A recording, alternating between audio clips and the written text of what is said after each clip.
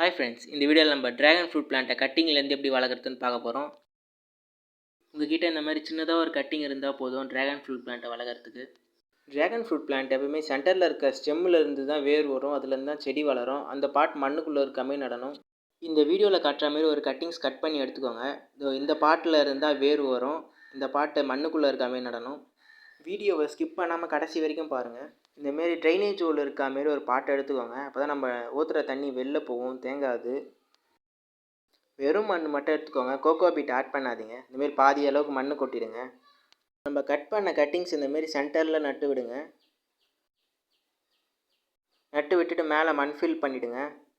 செஞ்ச கட்டிங்கை செமி ஷேடான இடத்துல வைங்க, வெயிலில் வைக்காதீங்க. டைரக்ட் சன்லைட்டில் வச்சா வளர்கிறதுக்கு லேட் ஆகும். தண்ணி 2 நாளைக்கு ஒரு வாட்டி ஊற்றி விடுங்க. நல்லா ஈரப்பதமாக இருக்க மாரி பார்த்துக்கோங்க. நம்ம நட்ட கட்டிங்ஸ் 1 மந்த்தில் இந்த மாதிரி வளர்ந்துடும். அது பெரிய பாட்டுக்கு மாற்றி வச்சுருங்க.